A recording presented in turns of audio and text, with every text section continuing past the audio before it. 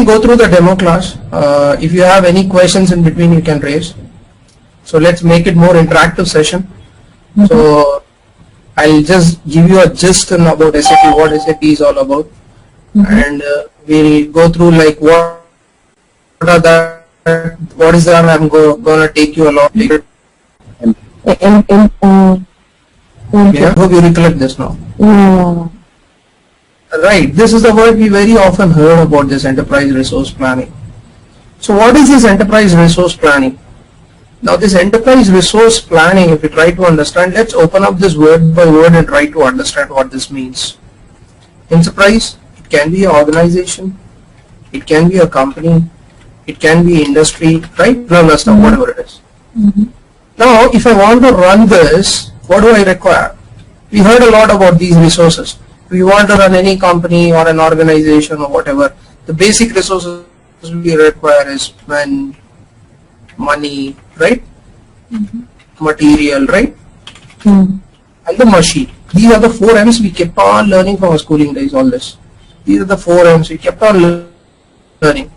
But if you have gone to any kind of a PG guy called Philip Kotler, we added another one called marketing. So anyways, let's take out the basic ones.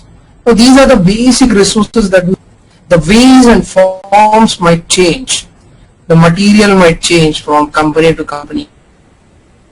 The machine might change from company to company. Requirement if you want to run any enterprise, company, or an organization. Now coming to learn all the basic accounting. For materials management you have materials management. Then you have some, for the machines you have plant maintenance. So your ERP is nothing but planning of the resources, or a company and an organization is called enterprise resource planning. Is it clear? No. I hope you never forget this in your lifetime now. No. 7 minutes and we will try to understand what is this all about. Now what I will do over here, I did not get your name, sorry. Just take one company level, yeah? Just like I'll go through one company, we will try to understand by taking one hypothetical example. So let's say I have one A company. This is a number of departments. I have something called your sales and distribution department. You have your warehouse departments or your inventory where you store. Then you have something called marketing department, or you have an HR department. You have something called production department. I need your attention over here. Now this company is having all these departments. Now this company is software. Nothing is there in that. It is just running with a plane, like a plane company how it runs. Nothing is there. There is no ERP at all in this. There is no management at all. Nothing is happening. No ERP at all. So how it runs basically we'll see. Now if a person, now Lavanya comes back, or let us take a customer comes back. A customer is there and he wants to purchase goods and deliver it to the warehouse. The warehouse updates the finance update to the sales and distribution, and that is how the customer gets the goods. Product name, your SAP came into the B. For us, that is what I talk about ERP. Okay, a product by name ERP came into the market. So what does this ERP does? Integration. If integration was not there, you and I would not have been sitting over here and trying to learn this ERP. Integration. If you call any product as an ERP, its main existence is integration. Now what do I mean by integration? Centralized at one particular location. Everybody need not go to find with each other what is happening. By sitting at their own locations, they can understand. Let be the department spread across the globe, it doesn't make a difference. Because of integration, this ERP came into an existence. If a product has to be called an ERP, it should be strongly integrated. Next comes, it should update data on time basis. Real-time basis in the sense, once the customer is jumping in, it should update to every other department on the real-time basis. It's not that once the sales guys update and he call up to the finance, see, I have updated, please look. No. It's not like that. Everything should happen on the real-time basis. One more important part is it should be under one platform. For finance, I use HR, I'll use one product, ERP product name PeopleSoft. Production, I'll use one product by name Bar. So don't you think if I'm using different software, different indicator has to be called as an ERP, it should be under one platform, means under one software. Once they have gone for it. So for big companies who are growing companies who are moving into some other sectors, it's good for them to go for an SAP kind of product. This is what I'm trying to go, like, from the SAP overview. Let me go through a little bit on the PPT side. So ERP, what we understood is enterprise resource planning, what we understood. So ERP, it can be money, material, machine. So what are this? The planning of these resources of a company or an organization is called as an enterprise resource planning. Like, few more slides on trying to understand ERP product. Now let us suppose I have a customer. Okay. The customer places an order with the sales team. They'll go to the inventory or your warehouse to find out whether the product is available or not. Okay, they go there and they found out if the product is not available, what will they do? The sales team will go to the production planning team. The production planning team will tell, okay, start producing, we need these are the products we need. So the production planning team, again, they will go back to the inventory management team to find out whether they have that required raw material, if they can have, so that they can start producing. Now what if this inventory management doesn't have that raw material with them? Stock not available. Then this production planning people will go ahead and purchase this from the vendors. Okay. Once they purchase it from the vendors, once the vendors deliver this to the production planning, this production planning people again send it to the shop floor. Floor is a place in the production department where the products are produced. Okay, where they are manufactured. So once they are manufactured, again the shop floor. So what will this inventory management does? Once they receive the goods, this inventory management people, this inventory management goes in and update to the sales team, okay, we are ready with the product what you have asked. Once the product is ready, the sales team updates to the customer about this product, and at the same time it will with the cost to the finance team. This is the product that we are going to deliver and this is the cost for you. That revenue that has been generated, it will be delivered to the finance. Apart from this, there is one more like HR and update to them. Now this production planning people also update to the finance team about that they have purchased this from the vendors, whatever product, so that the finance team goes ahead and make the payments to the vendor team. Are you getting this? Yeah. I'm putting it very simple actually. No, it's very simple. I'm putting it very simple, but the arrows you can understand only when I am just putting onto it. Yeah. Okay.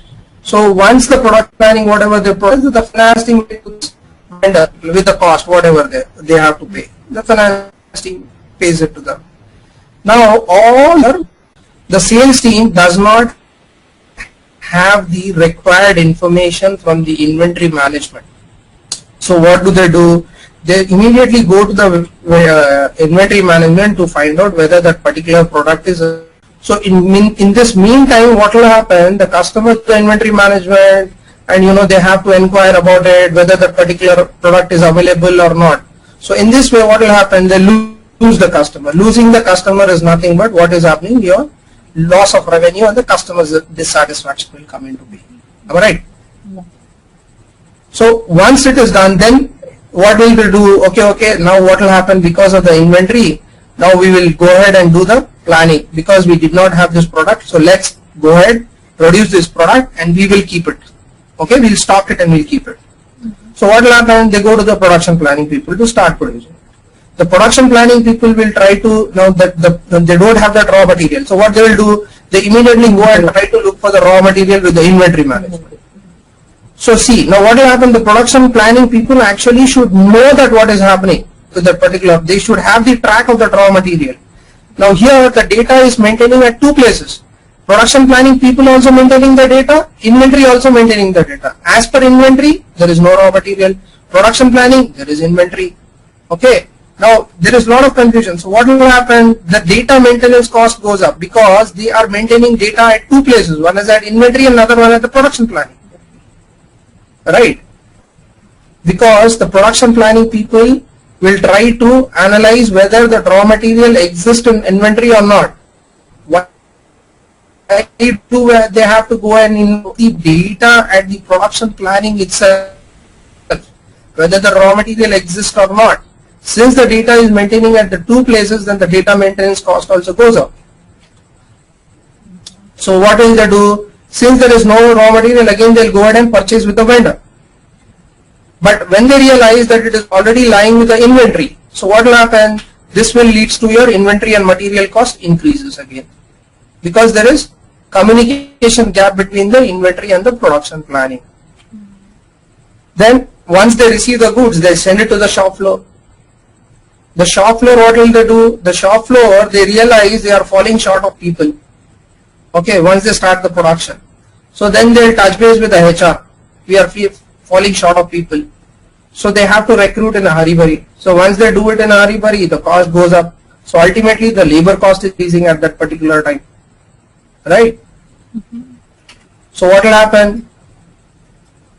The production planning forget to update to the finance that they have to pay to the vendors. It will lead to loss of repute, and the vendors may go for a legal action, face a legal action for this. So these are the few things that I want to tell you with a company which are facing, who are not going for an ERP kind of a solution with it. Okay. Hello. Yeah, understand. Is it clear or any confusion? Yeah, it's clear. Okay, so these are the few things that I just want to go through. So in order to get rid of few of the things, there is a product by this name, ERP, has come into the picture.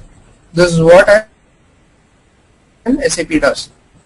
So what is doing SAP? They don't have to, everything will be at a centralized system, at a center. So everybody is interacting with this. So it will be on a real-time basis. So this is something about the ERP. Now what does an SAP full stands for? SAP stands for System Application and Product OER Processing. Now let us understand. This is the full form of SAP. Okay. Application is nothing but your software. Okay. Products.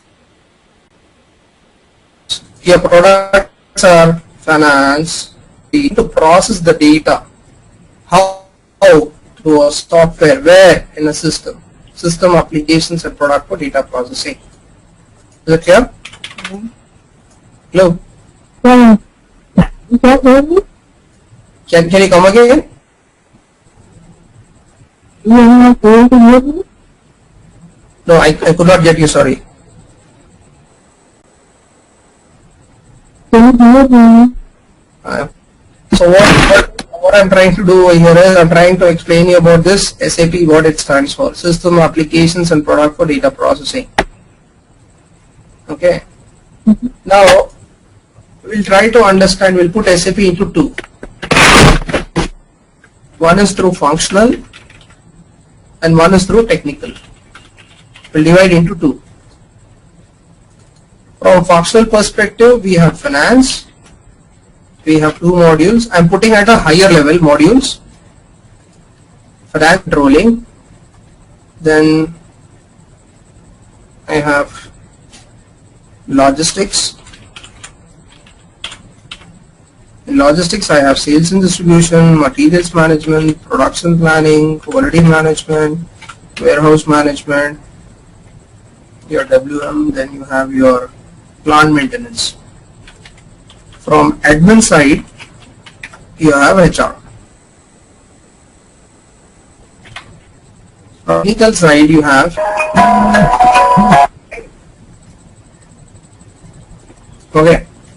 Now, you take any software. You take whether you are using Windows 7 or your operating system or any. It is designed with some software, right? It is just not just like that. It is designed with some software. So over here, this SAP is designed in this software by name ABAP, which stands for Advanced Business Application and Programming. Okay. Now what you are seeing is all these are modules. Okay, individual modules. People with the respective domains, people who are coming from finance background will go for controlling. People who are having knowledge on the logistics side, they'll pick up their own modules. HR, basis all from the technical side, ABAP from the software side. Now we'll try to understand these individual modules. ABAP, example, it is this SAP is designed in this particular software, which is named as ABAP. This software is similar to what we heard of. It is similar to those. Now, what is the purpose of this ABAP consultant? If Lavanya was an ABAP consultant, as an ABAP consultant, my requirement will be development of reports. She will develop reports. Because the standard reports in the SAP, I might not like the output of that. I'll say I want this kind of an output. I don't like the input also, the way they are keying it. I don't like so much of input. I want some different inputs. Or I want to completely overhaul the report. I want some other way around. So this ABAP consultant will come into a picture to develop these reports. Now this ABAP consultant cannot develop these reports on his own. For HR also I want to use PeopleSoft over here. I will not use your SAP. Okay. So when I am trying to bring in non-SAP data into SAP, that is what we call as an interface. Is it clear? Yeah. When I am trying to bring in non-SAP data into SAP, that is called an interface. So when I am getting non-SAP data into SAP, then I require an help of an ABAPer for that coding purpose, how to get it. That is an interface. Then you have something called conversions. What does mean by conversion? Now I am going for a fresh implementation. So there will be some data of that particular company for whatever software they are using. I need to pull in the data into SAP. Right? Right? Some data will be there. If I am going for a fresh implementation, suppose I am going for a company of Lavanya company, I am going and doing an implementation. So she might be running already on some system or maybe on a book or whatever it is. But I need to get the data into SAP, right? So in order to get the data into SAP, what we call as a conversions. Okay. So we take an help over there. Then we have something called enhancement. So what does an enhancement means? Suppose there is one scenario called procurement to pay, what we call as a P2P, procurement to pay. How it starts, procurement to pay? It starts with an inquiry. You inquire for that particular product, A or B, whatever product you want. After finding an inquiry, among the quotations, you will check whatever purchase order. Once you raise the purchase order, then you will do the goods receipt. You will get that goods. Once you get the goods receipt, what you will do? You will make the invoice. You get the invoice ready. Then you will make the payment. Alright? Somewhat this kind of a scenario. Suddenly, in the standard scenario, the client says, I want a restriction over a PO. If any product, so if I am trying to bring any change in my standard scenario, then I need to go for an enhancement. Clear? Any change in the standard scenario. This is a standard scenario. In this, suddenly the client says, bring in one more change in this PO. Instead of everybody raising this PO, make one more enhancement or one more, entry into it stating that, okay, this PO should, nobody, if it is 1 million, if they key in, if they are trying to create, it should not create. The system should not let them create that. Okay. So such kind of a scenario enhancement will come in. Okay. But this enhancement whatever enhancement that the client is asking should be available in the standard system. If it is not available, then altogether it's a different picture again. There are something called forms again. Forms is another kind of a report again. It's a different kind of a reports again. A new way that SAP has. Altogether, this is called as a RICEF. RICEF. This is what an ABAP will look into it. Clear? Now coming to the basis. Now, when you want to install an operating system, whether it is Windows 8, whatever it is, okay? You want a particular guy, a software guy or a particular hardware guy comes and install, right? In the similar way, for installing your software, you require a basis consultant. You just cannot install just like that, anybody. Okay? Then, providing security, roles. You know, this guy can use only this transaction code. Okay?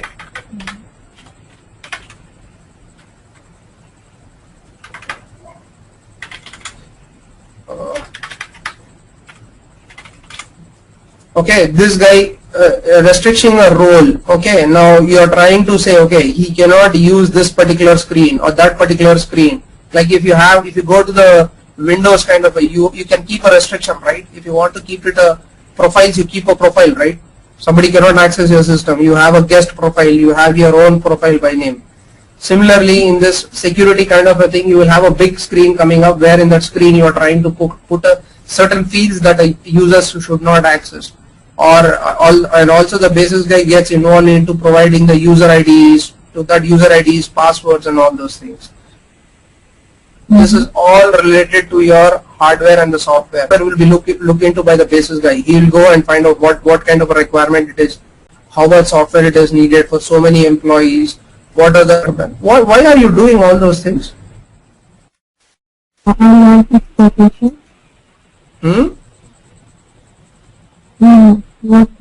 didn't get it. Can you repeat it? No, I mean to say, what is the purpose of doing all those things? So, to manage and to balance money and transactions. Right? Like there is a purpose behind whatever we do, right? When you are here, there is a purpose that you want to learn SAP. When we do that finance also, there is a purpose behind it. Why are we doing, right? Yeah. Should I put like this? Do we do this profit and loss? Is this the way? Yeah. Do we do this for that? Do we design our balance sheets to know the profit and loss? Yes. Huh? Profit loss. Yes. To know a profit and loss? Why do I need to show my profit and loss? I don't want to do. If I have my company, I'll not do. Why should I do? So we don't know where we are putting money and what's happening, what's going on. Yeah, but that is my company, so I'll not do it. Why should I do? I don't want to do. So you don't have a balance sheet or what happens if your company within the law of money. No, my question is, if I don't want to do, can I? Is there any restriction for that? No, you should do. Is there a compulsion? No. There is no compulsion. Yeah, means for the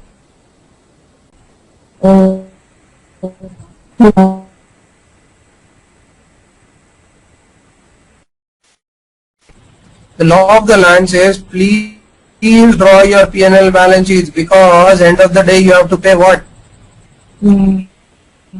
Okay. Right?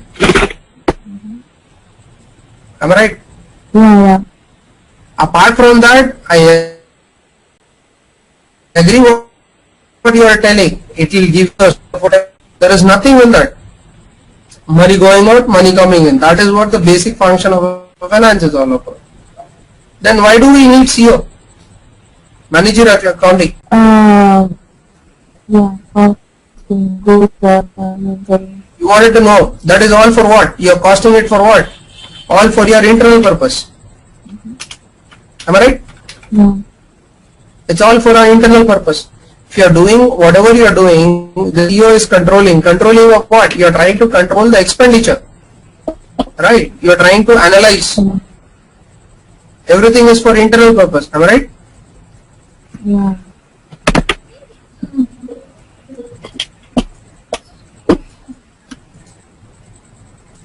Hello? Yeah. Okay. Now let me go through these logistics side. These are self-explanatory. Sales and distribution, sales, right? Materials management, they'll purchase the material, right? Any confusion? Yeah. Yeah. Okay. Now, at last I'll just go through like, the content what I'll be going through. Okay, first I'll put it over here, then I'll go through the content. Okay. From the finance perspective, what we are going to learn. First, I will go through some basic settings. Ledgers. Okay.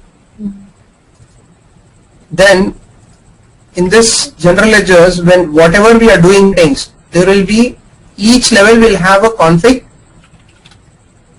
Then we will do the testing. Okay. Then if I am going into AR and AP also, we'll do the same thing. It applies for everyone. These are submodules what I am going each one. Okay. So whether I am going for a banking also, it will remain the same. Config, testing. Config, testing. Testing will be on the basis of real-time scenarios.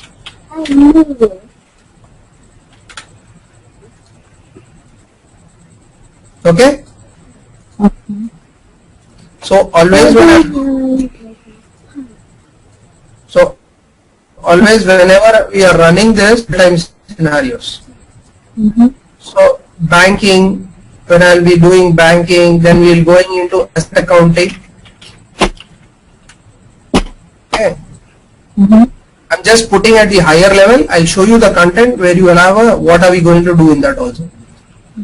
Then we will go for an FSV, financial statement versions, where we will try to pull up our balance sheets and your P&L and your balance sheet accounts.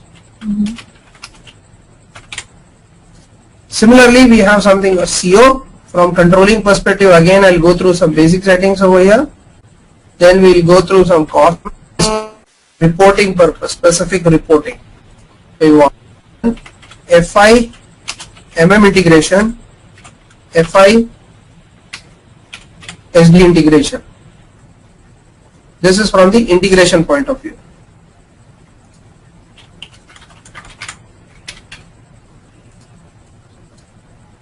That we will look into. This is what we'll look into integration. Then apart from this, which is a hot topic right now, is a new GL. We'll look into this. Okay, this is at the higher level. Let me show you the content.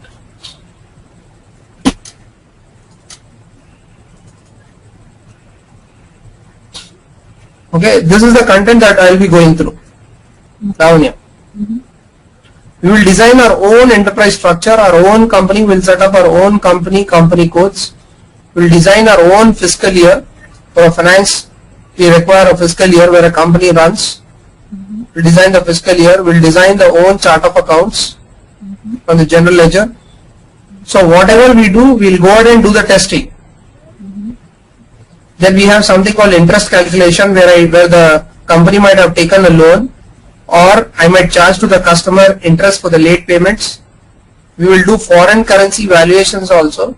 Foreign currency, I might have a foreign customer or a foreign vendor from whom I am purchasing or selling also to the customers. I was talking about the new GL concept, which I'll take you through on the last.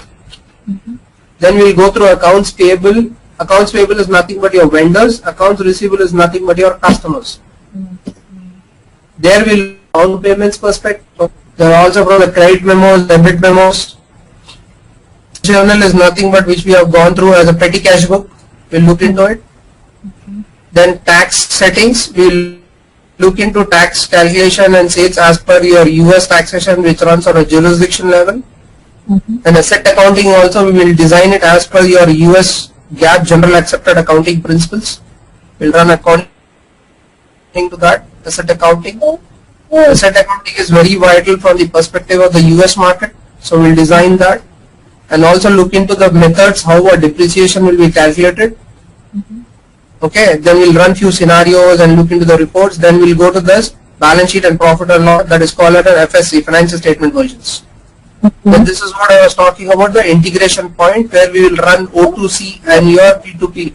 O2C is order to cash kind of a scenario, cost element accounting, cost center accounting, internal orders, which I was talking about, profit center accounting. This is all about your content for the next 30 days for 1.5 hour session that we will be doing, apart from weekends. Any questions? Let me know. Any questions?